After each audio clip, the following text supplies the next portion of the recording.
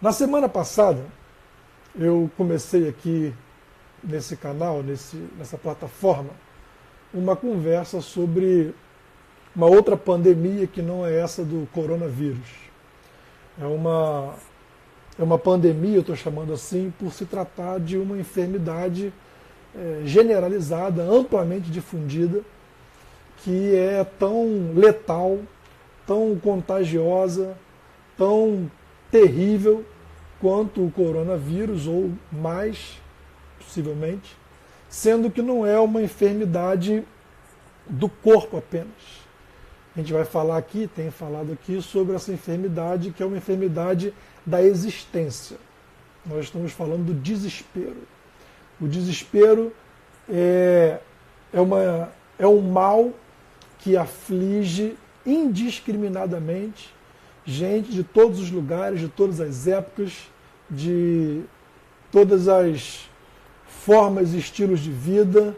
Ela não é seletiva, essa enfermidade, ela vem com força e vai tocando todo mundo e trazendo o seu mal-estar consigo. É um mal silencioso, invisível, sorrateiro, que vai entrando nas brechas da nossa existência e vai se instalando ali. Quando a gente vê, a gente está morto em vida.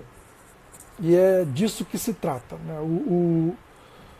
O desespero, gente, é um mal tão difundido que ele não constitui uma exceção.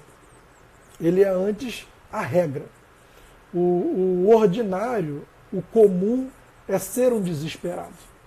É claro que, ao pensar o desespero aqui, eu não estou falando como a gente fala do desespero no senso comum, ou seja, como uma aflição muito grande, um sofrimento muito profundo, muito agudo. Não se trata disso. O desespero aqui é algo muito específico. O desespero é não ser si mesmo. O desespero é você não ser sujeito de sua própria vida. É você estar na vida como se estivesse morto, ou de fato existencialmente morto para a sua própria vida. E é disso que a gente vai conversar, e de fato já começamos a conversar na semana passada. O desespero é também um mal que é muito antigo, não é uma doença moderna. O novo coronavírus tem 3 meses. O desespero existe desde que existe a humanidade. O desespero está aí, para quem acredita, por exemplo, em Adão e Eva, desde Adão e Eva. Inclusive a narrativa bíblica deixa isso muito claro. A gente não vai entrar aqui nesse mérito agora, mas eventualmente, se quisermos voltar nisso, a gente pode detectar, identificar ali no desespero a presença, ou melhor, ali no texto, a presença do desespero. Mas enfim, embora seja um mal tão antigo, tão comum, tão ordinário, o desespero só foi tematizado, só foi elaborado dessa maneira no século XIX, a partir de um pensador dinamarquês, um grande pensador, chamado Søren Kierkegaard. Em 1849, Kierkegaard escreveu um livro cuja tradução para o português é A Doença Mortal, e no Brasil foi lançado como Desespero Humano.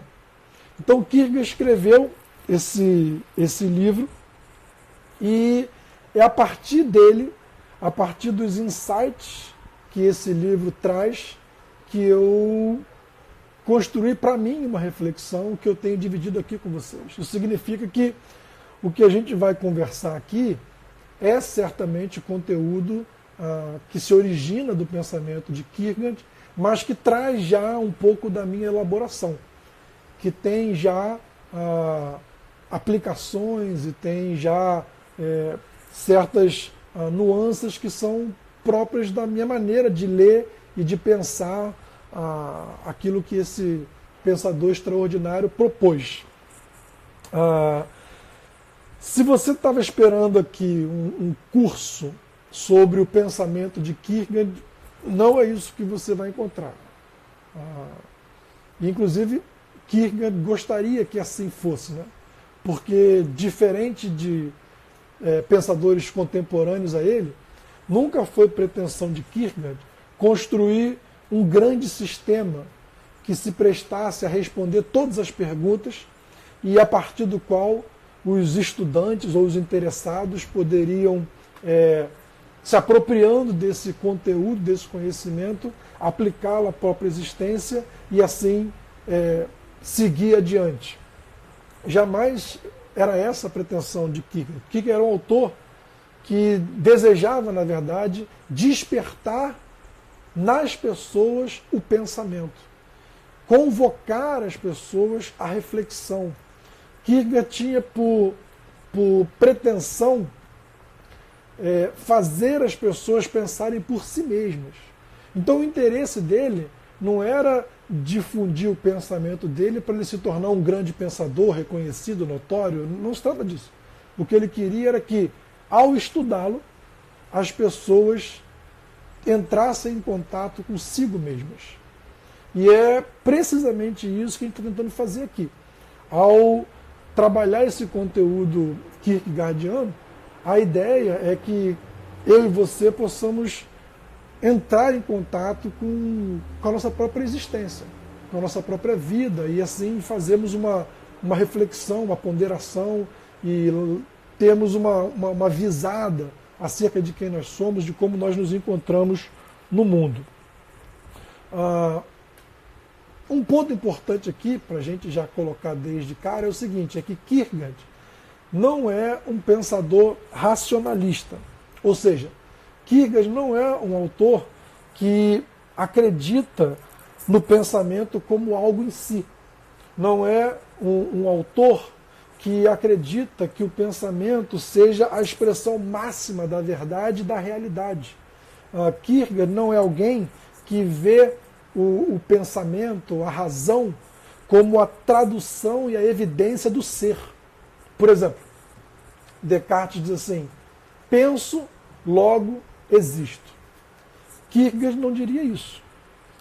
Para Kierkegaard, o pensamento é sim essencial, a razão é fundamental, chave, sem ela a gente não avança a lugar nenhum, mas ela não tem esses poderes totalizantes, não tem tentáculos que se expandem para toda a vida e dão conta de toda a realidade. De maneira alguma, Kierkegaard vai pensar dessa maneira. Muito pelo contrário. Para Kierkegaard, a realidade é maior que o pensamento.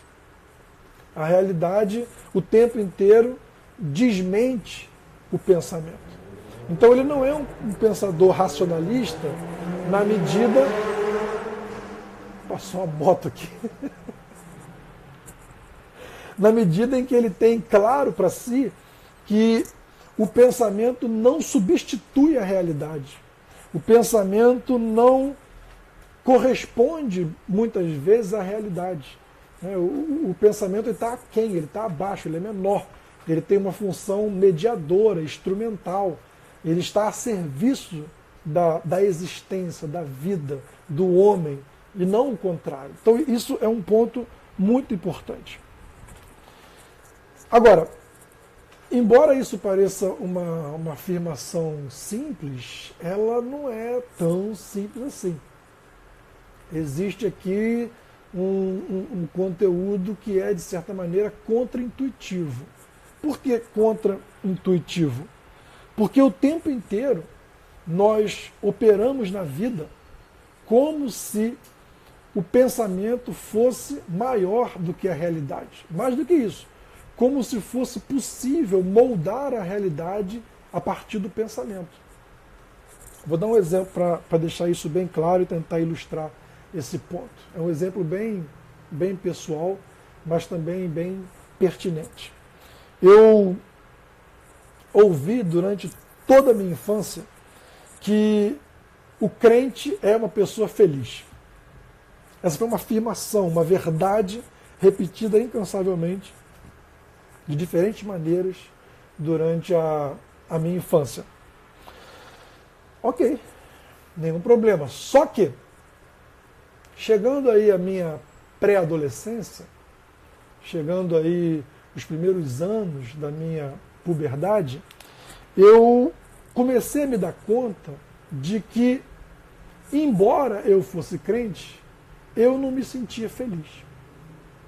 Veja, havia uma máxima, uma verdade, uma afirmação. Todo crente é feliz. Eu era crente e não era feliz. Havia aqui um descompasso. Havia aqui uma questão. E aí eu fui procurar pessoas mais experientes que eu para tentar discernir esse problema, para tentar encontrar algum tipo de resposta para a minha angústia, porque eu estava sofrendo e pensando naquele momento. E veja, a resposta que eu recebi à época foi a seguinte: se a Bíblia diz que o crente é feliz, e você é crente, mas não é feliz, é porque existe algo errado com você. Existe algo errado em você. Essa é uma maneira racionalista de pensar. Por quê?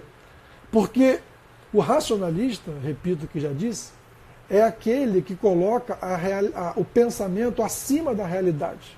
O pensamento como maior e mais potente do que a realidade. E quando a realidade não se enquadra no pensamento, ao invés de questionar o pensamento, ele questiona a realidade. Foi o que aconteceu comigo ali no contexto em que eu cresci. Ao dizer para algumas pessoas que eu procurei na minha angústia por encontrar algum tipo de resposta, que, embora sendo crente eu não me sentia feliz, o que eu ouvi foi: a verdade é que o crente é feliz. Se você não é feliz, o problema é seu. Ou seja, a afirmação era mais importante do que a minha experiência. E diante da colocação que eu fiz, o que me restava era me questionar e corrigir a minha conduta na vida, ao invés de questionar essa suposta verdade que eu ouvi a vida inteira como algo dado, como algo definitivo, como algo fora de questão. Isso caracteriza o pensamento ou a atitude racionalista. O racionalista, ele quer corrigir a vida e não corrigir as premissas, as afirmações, as bases do seu próprio pensamento. Kierkegaard não era assim. Kierkegaard era um autor desses que queria corrigir o pensamento. Kierkegaard era um autor que queria desmascarar as supostas verdades que tornavam a vida menor, que apequenavam a vida e assim aprisionavam as pessoas a partir de um conjunto de afirmações, de axiomas, de verdades cabais e definitivas que roubava da pessoa a liberdade de ser si mesma, a liberdade de se colocar no mundo a partir de suas próprias convicções. Em outras palavras, para dizer isso de maneira filosófica, Kierkegaard era um pensador para quem a existência tem a primazia sobre a essência.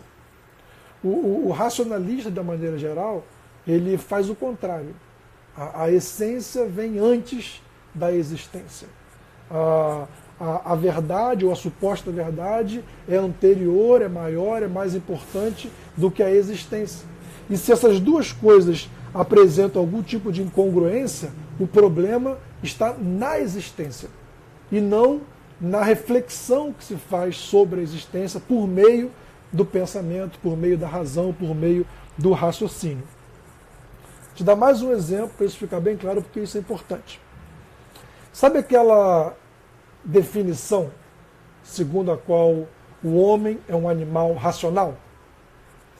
Kierkegaard teria sérias dificuldades com essa definição. E por quê? É fato que o homem é um animal racional, isso está fora de questão. O problema é que as definições, como a palavra já diz, elas estabelecem fins, elas definem. E definir o homem como animal racional é deixar de dizer que o homem é um monte de outras coisas. Eu e você sabemos que o homem é uma criatura altamente passional. O homem é altamente instintivo. Né? O ser humano é altamente intuitivo, afetivo. Quando a gente diz que ele é racional, apenas a gente deixa de fora muita coisa, ou seja, a gente apequena, a gente diminui o ser humano. E o esforço de Kierkegaard é justamente para impedir que isso aconteça. Na prática, o que a gente vê o tempo inteiro acontecer é, se nós afirmamos que o homem é um animal racional e de maneira racionalista nós assumimos isso como uma verdade para a vida, o que acaba acontecendo então é o seguinte, é que a gente amputa das nossas vidas tudo aquilo que não cabe na definição. Então a gente nega, e você sabe que isso é um dado da experiência. Então acaba que a gente nega as nossas paixões, a gente nega os nossos impulsos, a gente nega as nossas intuições, a gente nega os nossos afetos, os nossos instintos. Porque se o homem é um animal racional, todas essas coisas não podem aparecer. E se aparece, tem algo errado. Então a gente precisa eliminar isso. Veja, a gente está entrando num terreno aqui que é da experiência de todos nós. Todos nós sabemos e sentimos em alguma medida que nós somos tolhidos, que nós somos amputados de inúmeras possibilidades. E isso tem muito a ver com a maneira como nós concebemos o ser humano. E isso não é uma experiência apenas, por exemplo, do meio religioso, nem só do meio acadêmico, científico. É um dado da experiência, está aí. Nós sabemos que isso acontece. A gente sente que não tem espaço no viver a vida da gente para dar vazão a tantas coisas que a gente entende que precisa conter, controlar, domesticar. Então, o que a gente vai se dando conta é que o desespero de que estamos tratando aqui passa necessariamente por essa visão apequenada, diminuída, reducionista do ser humano. O ser humano como algo muito fechado, muito circunscrito. O ser humano como uma realidade com contornos muito rígidos e, portanto, um ser que está aprisionado muitas vezes em si mesmo e por isso não consegue ser si mesmo e por isso não consegue dar expressão à sua verdade mais profunda, aquilo que ele é fundamentalmente. Bem, se o homem não é, então, apenas um animal racional, né, o que é o homem? Como é que Kierkegaard concebe o homem? Nesse livro, O Desespero Humano, Kierkegaard vai dizer que o homem é espírito. O homem é espírito. E o que Kierkegaard entende por espírito? O espírito é o eu. O espírito é o eu. Se Descartes disse penso, logo existo, Kierkegaard diria tenho um eu, logo existo. A próxima pergunta aqui, inevitável, é o que é então o eu? E é sobre isso que a gente vai tentar conversar um pouquinho aqui agora à tarde. De cara, é importante dizer que ter um eu é mais do que pensar. Ter um eu é certamente também pensar, mas é um pensar mais amplo e é um pensar mais decisivo. Ter um eu tem a ver com pensar sobre si e a partir de si. Ter um eu, em outras palavras, é o mesmo que existir, ou seja, é o mesmo que ter consciência de si. É o mesmo que saber-se inteiro, saber-se todo, saber-se abertura, e não algo circunscrito, fechado, delimitado, definido.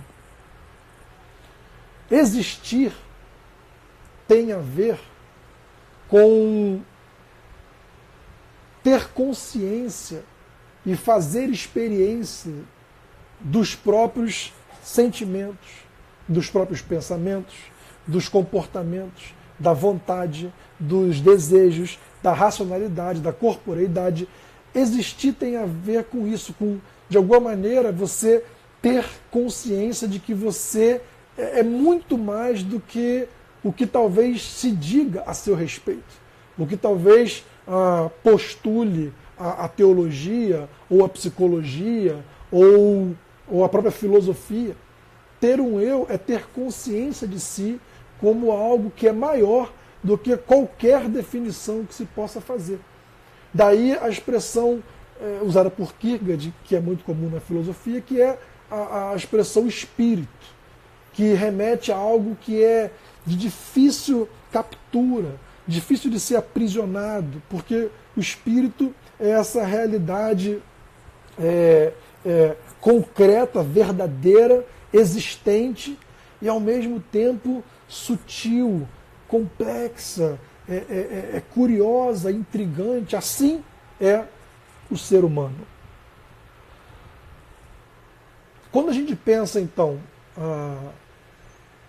a experiência de ter um eu, que é o mesmo que existir, e, portanto, é o contrário do desespero, porque existir é você viver a sua possibilidade, é você tornar-se si mesmo.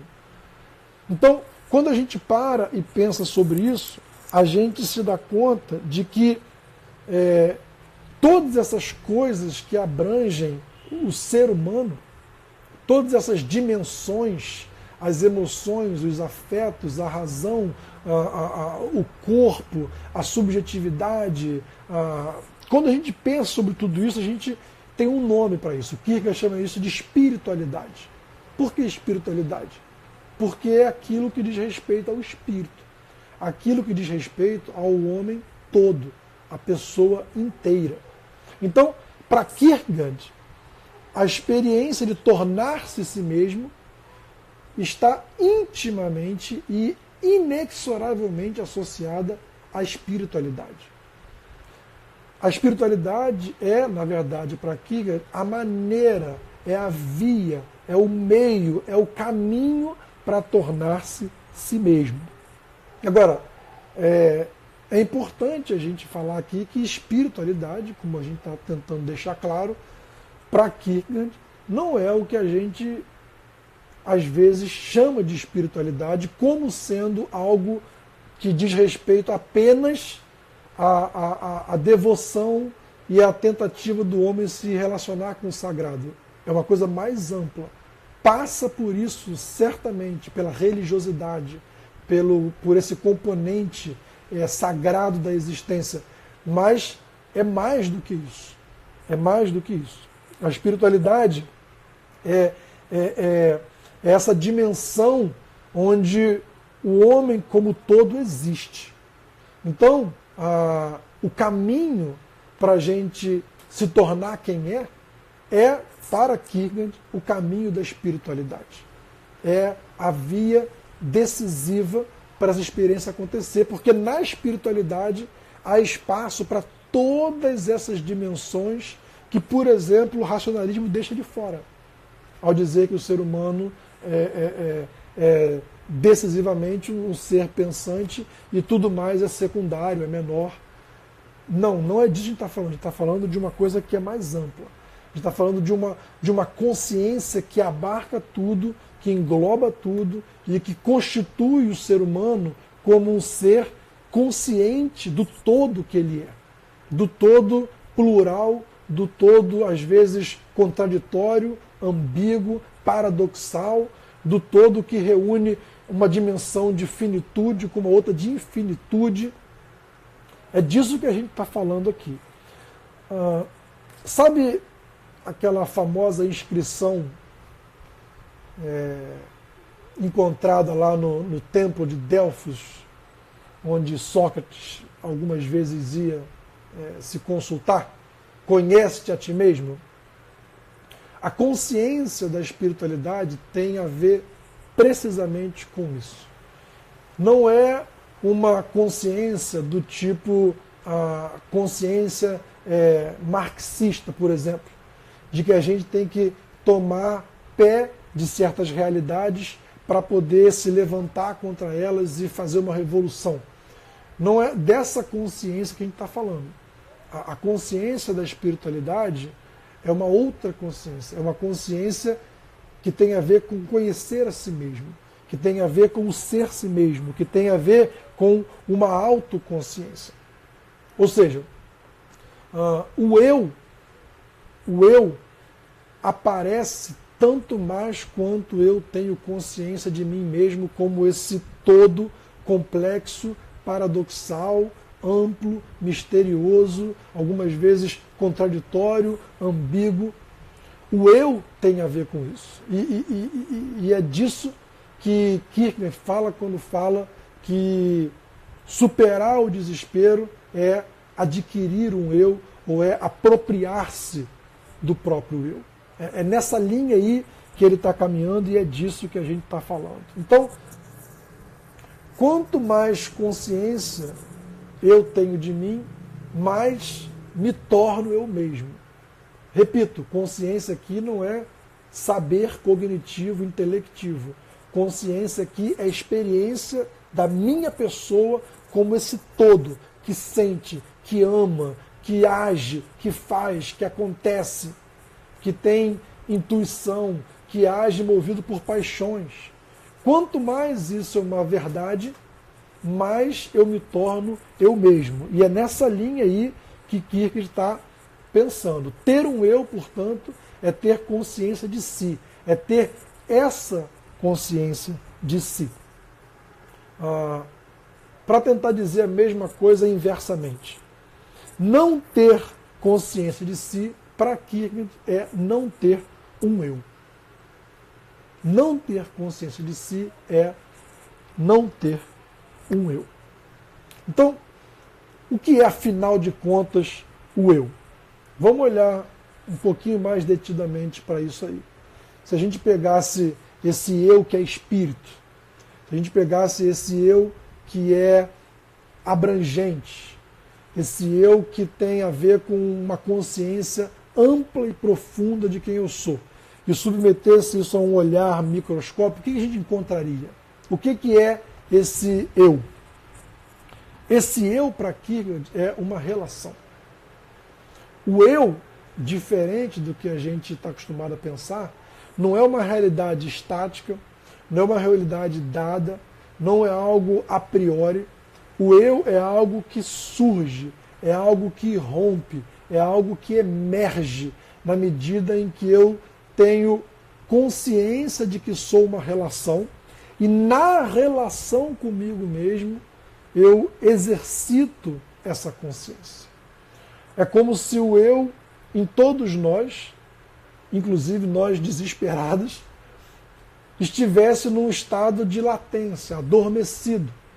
E quando a gente entra em contato com essa relação que nós somos, quando a gente entra em contato e, portanto, quando a gente se relaciona com isso que a gente é e faz isso de maneira profunda, ou seja, a partir dessa consciência ampla e abrangente, nessa hora o eu aparece.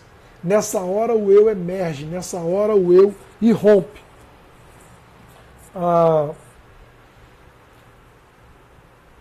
Talvez a situação onde o eu aparece com mais força é a situação de uma escolha ou de uma tomada de decisão. Porque para você fazer uma escolha, você precisa entrar em contato com você mesmo. Precisa avaliar uma série de variáveis que te atravessam, que te tocam, que provocam em você sensações, pensamentos, reações em diferentes níveis. E tudo isso amplia a sua consciência de si. Então, na hora de fazer uma escolha, o eu tende a aparecer. É claro que você pode fazer uma escolha que é uma escolha inconsciente, uma escolha às vezes impulsiva, e aí você não faz esse movimento. Mas se você está presente na escolha que você faz, o eu está ali. Outro momento em que o eu aparece com força é quando a gente se comove, quando a gente se permite, por exemplo, rir profundamente, largamente, ou chorar copiosamente. Porque essas experiências são experiências que afetam a gente como um todo. Quando a gente ri com força, com vontade, os músculos do nosso corpo trabalham, os nossos afetos afloram, a nossa intuição, ela rapidamente pensa em algo engraçado a dizer, a gente tem impulsos de continuar rindo ou de fazer mais graça. Experiências dessa ordem são experiências onde o eu comparece, se manifesta, se faz presente. E quanto mais nós nos conscientizamos de que somos essa realidade plural e provisória, porque o eu aparece e tão logo a gente entre no piloto automático, o eu se desfaz. Quanto mais a gente tem consciência disso, maior é a possibilidade de nós irmos nos apropriando de quem nós somos e, portanto, nos tornando nós mesmos. A gente pode dizer, então, em outras palavras, que tornar-se si mesmo, que existir, que ter um eu, está diretamente ligado à intencionalidade. Ou seja, a você estar inteiro nas decisões que faz, nas opções que faz, nas escolhas que abraça, na postura e atitude que tem para com a vida. A intencionalidade é uma palavra que expressa bem o que é o eu. Onde tem profunda intenção, onde tem, portanto, consciência de si, consciência do que se quer, consciência do que é importante, onde isso aparece, o eu está presente, ali nós estamos. Ou seja, nós somos tanto mais nós mesmos, quanto nós temos e adquirimos essa consciência e somos capazes de agir a partir dela e movidos por ela. Então, o eu está ligado a esse querer, está ligado a essa vontade, está ligado a esse saber, está ligado a essa experiência que é rica, que é plural, que é diversa, que é complexa, que é extraordinária. Isso significa também que aonde aumenta o meu querer, tende a aumentar o meu eu. Aonde aumenta o meu desejo, eu tendo a estar mais presente, a ser mais eu mesmo. Agora, aqui tem um problema, né? Porque nós vivemos num contexto onde existe uma forte interdição e, quando não uma interdição, uma captura do nosso querer. Nós, muitas vezes, imaginamos que temos uma vontade livre, que fazemos escolhas que são autênticas, genuínas, que são nossas, mas se a gente olhar um pouquinho mais detidamente, a gente vai se dar conta de que a coisa talvez não seja assim. Quanto do nosso querer não é determinado, por exemplo, pela propaganda, pela publicidade? Quanto do nosso querer não é dado pela educação que a gente recebe? Quanto do nosso querer não tem a ver com a moral estabelecida? A gente não se permite querer, às vezes, muitas coisas, porque existem interdições e existem capturas do nosso desejo.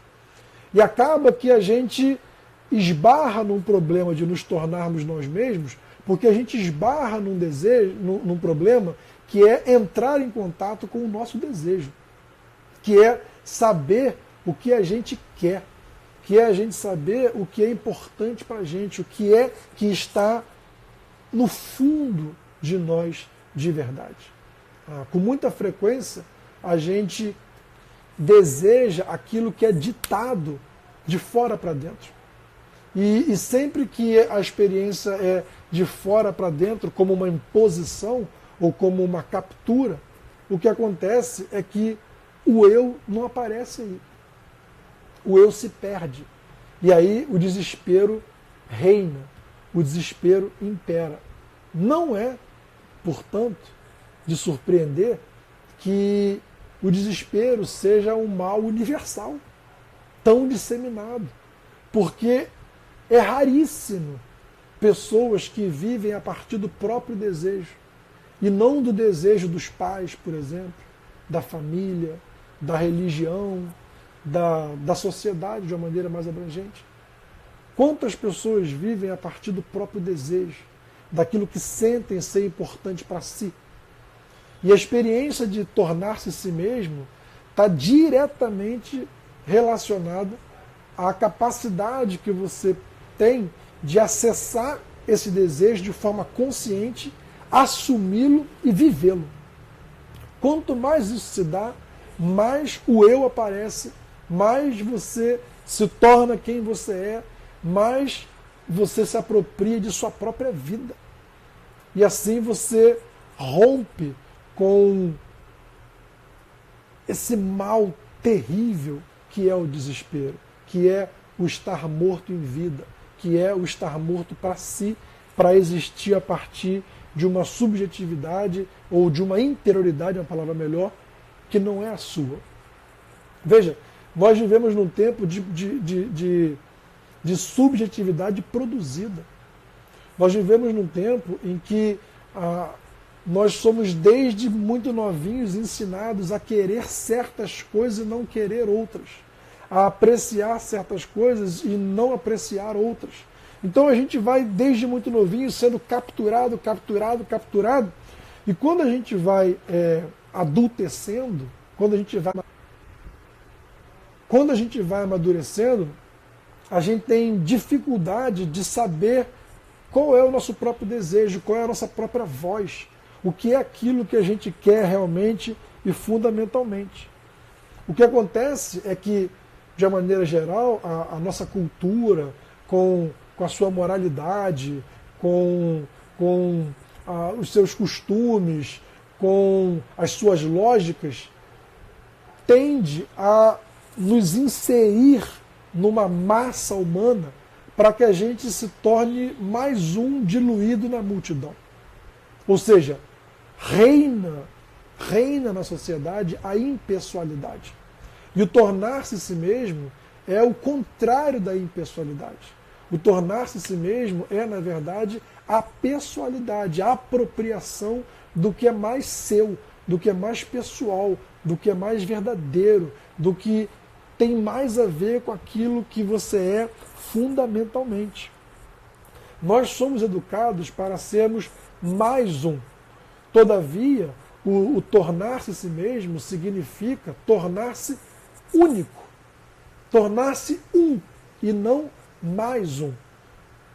Tornar-se si mesmo tem a ver com tornar-se singular, com tornar-se aquilo que você é, que por definição é irrepetível, porque você e eu somos únicos. Na medida em que a gente é capaz de acessar isso e dar expressão a isso, a gente se torna cada vez mais quem a gente é. Kierkegaard chama essa experiência de tornar-se um indivíduo.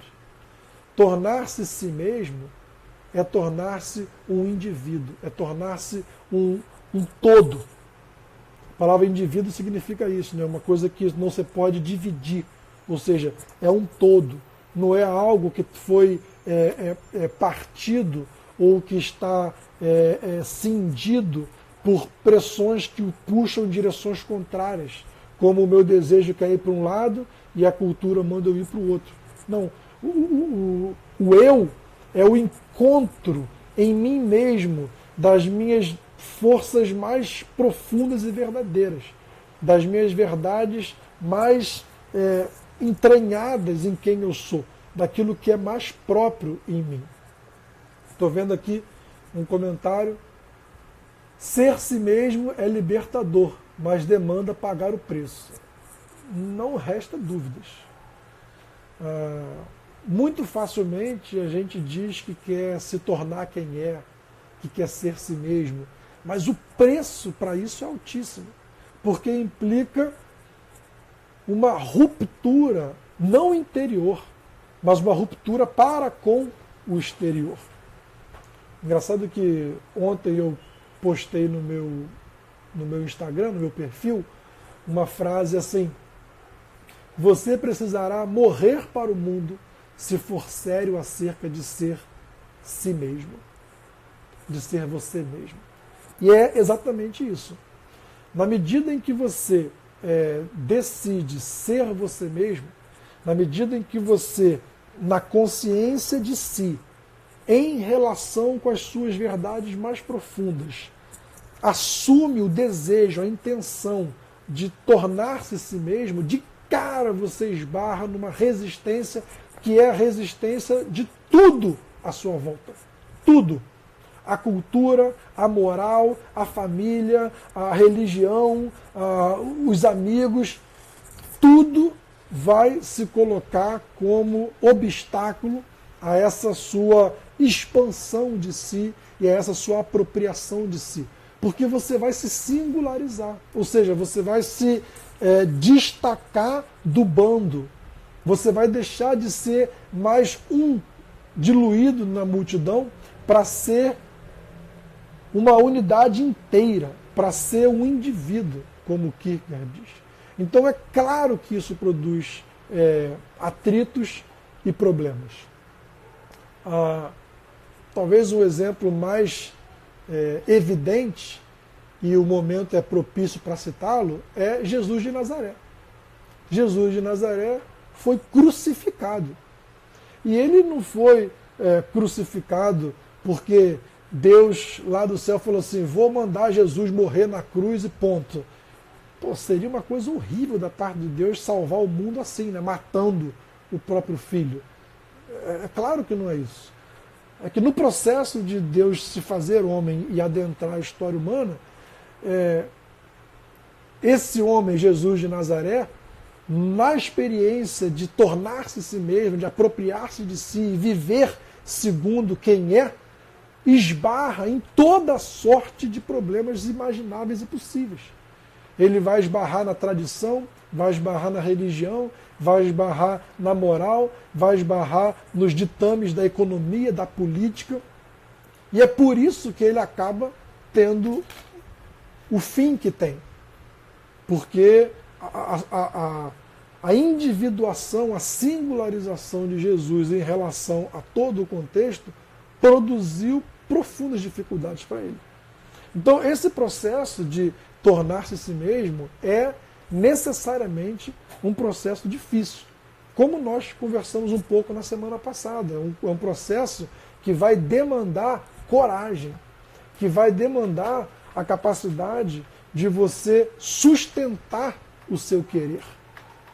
Não se trata apenas, o que já é uma grande coisa, de você identificar que tem um querer, acessá-lo, mas significa também e fundamentalmente ter condições de bancar na vida esse querer. E isso se torna uma questão. É conhecida a frase do Sartre, segundo a qual o inferno são os outros. Sartre pensa o homem a partir desse binômio, né? Liberdade, responsabilidade. Então, num cenário ideal, o homem ele tem que ser absolutamente livre. mas eu não sou absolutamente livre porque tem o outro que convive comigo. Então, o outro, que às vezes é o outro que eu amo, a quem eu quero bem, inclusive, não obstante isso, é um impedimento a essa plena fruição da minha liberdade. E acaba, então, que por causa do outro, eu tenho que me cercear, me limitar, eu tenho que negociar algumas coisas, e aí Sartre vai dizer, o outro é o inferno, né? O outro é o que há de mais terrível. É por conta disso, é disso que ele está falando. Não é? Tem um comentário aqui que diz assim, a sociedade é cruel quando se é diferente do que esperam de você. Comentário da Vânia Catarina. E é exatamente isso. Toda a sociedade está organizada para que nós sejamos todos iguais. No mínimo, muito, muito, muito parecidos. E se você ousa se diferenciar, se você ousa se singularizar, se você ousa ser si mesmo, você vai encontrar resistência e oposição na sociedade. Não tenha dúvidas disso. Então, o exemplo que eu citei de Jesus é um dentre vários outros. Se a gente for pensar, por exemplo, os direitos civis nos Estados Unidos, né? Martin Luther King foi assassinado porque resolveu se levantar contra uma verdade estabelecida, cristalizada, aceita, naturalizada por uma enormidade de pessoas e que, no entanto, reduzia, empobrecia, aprisionava a experiência dele, Luther King, no mundo e de tantos outros como ele. O que ele faz, então? Numa linha aqui muito em continuidade com Kierkegaard, ele se levanta contra isso e problematiza não a existência dele, que é maior do que essa afirmação de que os brancos são superiores aos negros. Ele não vai se questionar, ele vai questionar a afirmação. Ele vai questionar a suposta verdade. E o que aconteceu então? Se levantou contra a verdade, foi morto. Luther King é mais um exemplo. Outro exemplo, Malcolm X. E a gente pode citar aqui trocentos mil exemplos. Porque toda vez que alguém faz uma escolha pela sua experiência em detrimento de uma verdade dada, de uma verdade naturalizada, essa pessoa sofre a oposição daqueles que estão confortáveis num mundo onde tal verdade está estabelecida e cristalizada. Márcia coloca aqui, não só a sociedade, os amigos próximos e a família também irão estranhar e questionar. Sem dúvida nenhuma. Talvez o primeiro estranhamento seja dentro de casa. Jesus mesmo teve lá os ranca-rabos dele com a família. Desculpa, gente. Jesus mesmo teve lá o problema com a mãe dele e com os irmãos, como a gente já mencionou numa outra ocasião. Porque ele resolveu se bancar, se assumir, fazer o próprio caminho. Certa ocasião, a mãe de Jesus e os irmãos dele tentaram dissuadi-lo de ser quem era, olha isso.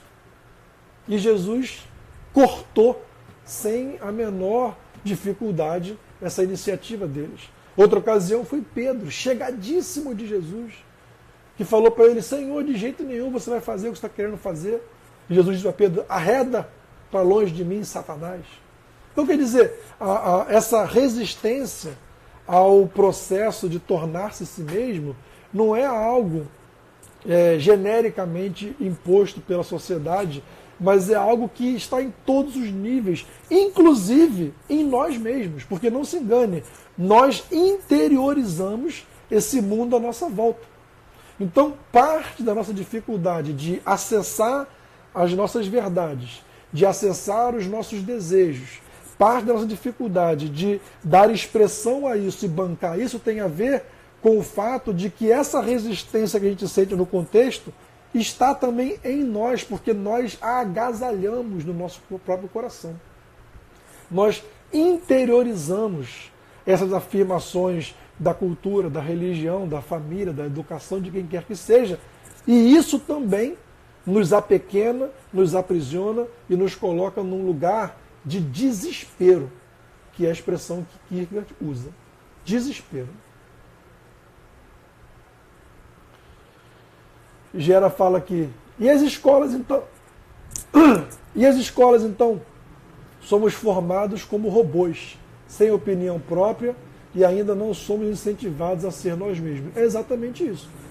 A gente falou na semana passada que a educação, seja ela doméstica, né, familiar, seja ela formal na escola, deveria encorajar e incitar e ensinar o tornar-se si mesmo. Mas de jeito nenhum é isso que acontece. O que acontece é o contrário. A educação é um processo de introdução e inserção na multidão. É um processo de apagamento, de desfazimento da individualidade para você se tornar mais um no meio da massa. Então, não é de surpreender que seja tão raro alguém tornar-se si mesmo, alguém que é si mesmo, porque todas as forças estabelecidas do nosso mundo operam contra esse movimento. São resistências fortíssimas, que, repito, nós chegamos até a interiorizar.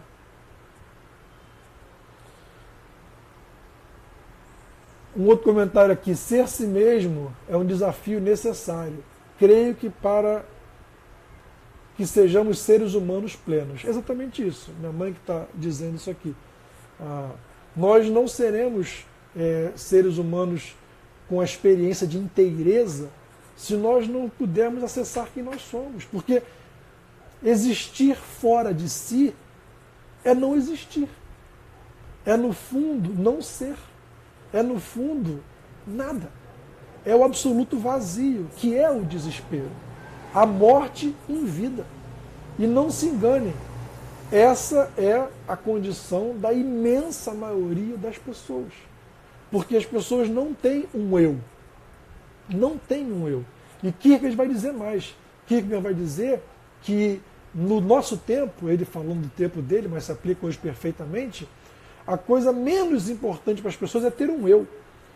O que todo mundo quer é se ajustar, é se adequar àquilo que é esperado como sinal e evidência de sucesso, de êxito, de prestígio. O que todo mundo quer e é treinado para ser é alguém diluído nessa multidão de expectativas e de realidades dadas. Então, o eu é algo desimportante para o senso comum.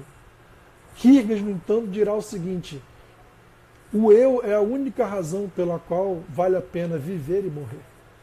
Para construir um eu, para tornar-se quem se é, para tornar-se si mesmo. Esse é o antídoto para o desespero. Essa é a possibilidade de ressuscitar para a própria vida, de finalmente despertar, de estar no mundo, de nascer fundamentalmente.